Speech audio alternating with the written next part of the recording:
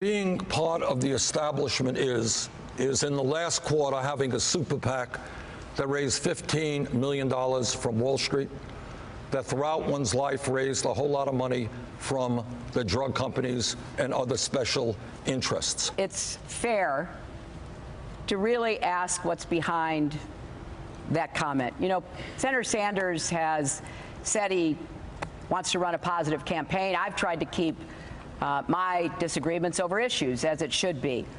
But time and time again, by innuendo, by insinuation, there is this attack that he is putting forth, which really comes down to, you know, anybody who ever took donations or speaking fees from any interest group has to be bought. And I just absolutely reject that, Senator. And I really don't think these kinds of attacks by insinuation are worthy of you. And enough is enough. If you've got something to say, say it directly. But you will not find that I ever changed a view or a vote because of any donation that I ever received. Op-ed about a piece of pending bankruptcy legislation. The credit card companies have been pushing to try to tighten the bankruptcy laws, sort of like locking the doors to the hospitals and then claiming nobody's sick in America.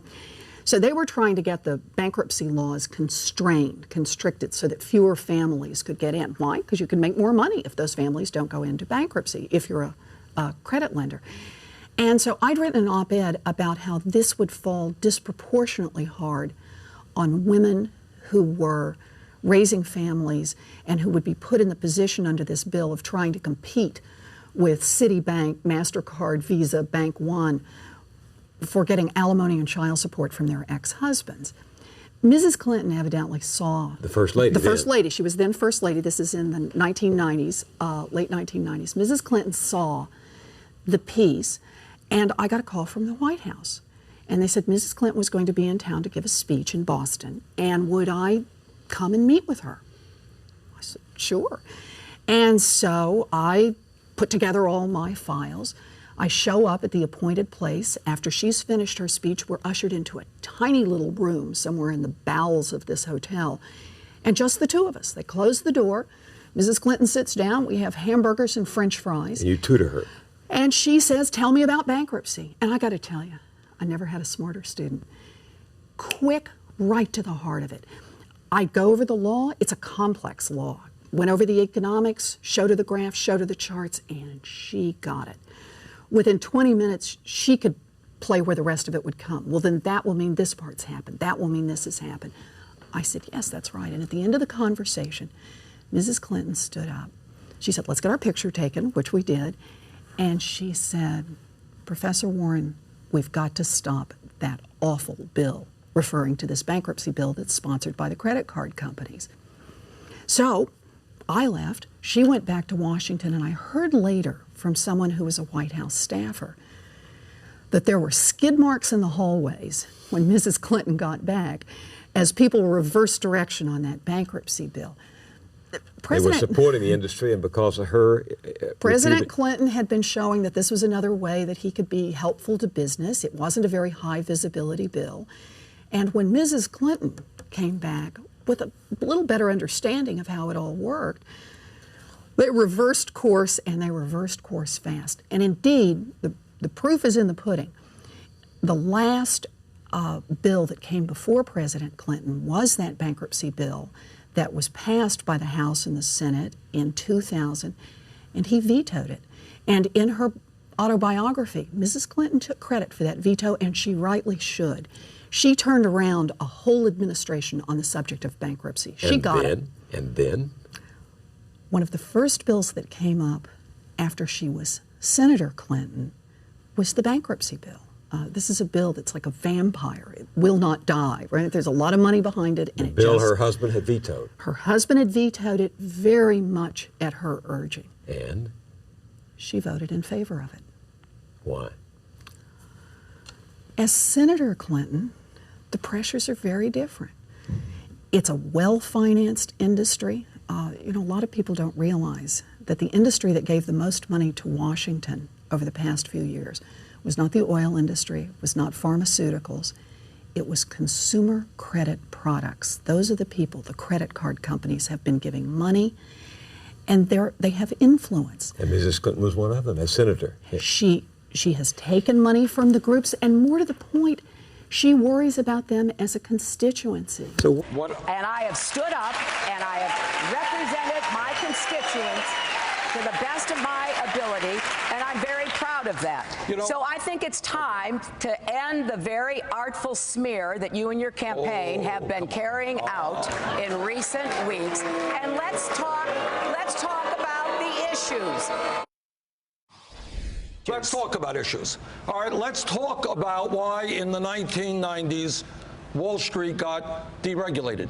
Did it have anything to do with the fact that Wall Street spent billions of dollars on lobbying and campaign contributions? Well, some people might think, yeah, that had some influence. Let's ask why it is that we pay by far the highest prices in the world for prescription drugs, and your medicine can be doubled tomorrow, and there's nothing that the government can do to stop it. You think it has anything to do with the huge amounts of campaign contributions and lobbying from the fossil fuel industry? Let's talk about climate change. Do you think there is a reason why not one Republican has the guts to recognize that climate change is real and that we need to transform our energy system? Do you think it has anything to do with the Koch brothers and ExxonMobil pouring huge amounts of money into the political system? That is what goes on in America. You're the one who voted to deregulate swaps and derivatives in 2000, which contributed to the over-leveraging of Lehman Brothers, which was one of the culprits that brought down the economy. So I don't know. I'm not impugning your motive because you voted to deregulate swaps and derivatives. People make mistakes, and I'm certainly not saying you did it for any kind of financial advantage. I think, as Secretary Clinton knows, there is nobody who fought harder. I was on the House Financial Committee at that time. I heard the arguments coming from Democrats and Republicans, Robert Rubin, Alan Greenspan, about how great an idea it would be if we did away with Glass-Steagall and if we allowed investor banks and commercial banks and big insurance companies to merge. Go to YouTube today. Look up Greenspan Sanders. Sanders? Thank you, Madam Chair, and Mr. Greenspan, nice to see you again. Mr. Greenspan, I have long been concerned that you are way out of touch with the needs of the middle class and working families of our country, that you see your major function in your position as the need to represent the wealthy and large corporations. And I must tell you that your testimony today only confirms all of my suspicions, and I urge you, and I mean this seriously, because you're an honest person. I think you just don't know what's going on in the real world. And I would urge you, come with me to Vermont, meet real people.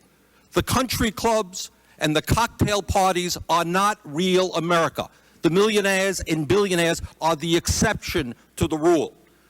You talk about an improving economy while we have lost 3 million private sector jobs in the last 2 years. Long-term unemployment has more than tripled. Unemployment is higher than it has been since 1994.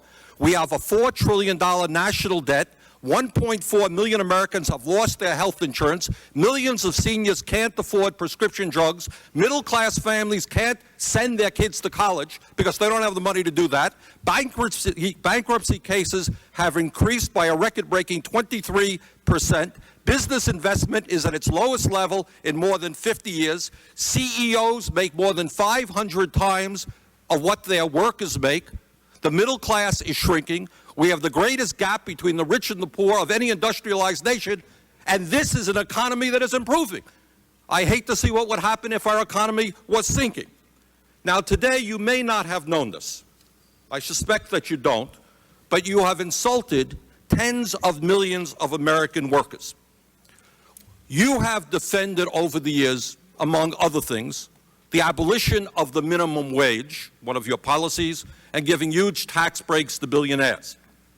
But today you reached a new low, I think, by suggesting that manufacturing in America doesn't matter. It doesn't matter where the product is produced. We lost 2 million manufacturing jobs in the last 2 years alone, 10% of our workforce. Walmart has replaced General Motors as the major employer in America, paying people starvation wages rather than living wages, and all of that does not matter to you. Doesn't matter. If it's produced in China, where workers are making 30 cents an hour, or produced in Vermont, where workers can make 20 bucks an hour, it doesn't matter. You have told the American people that you support a trade policy which is selling them out, only working for the CEOs who can take our plants to China, Mexico, and India. You insulted Mr. Castle. Mr. Castle, a few moments ago, a good Republican, told you that we're seeing not only the decline of manufacturing jobs, but white-collar information technology jobs.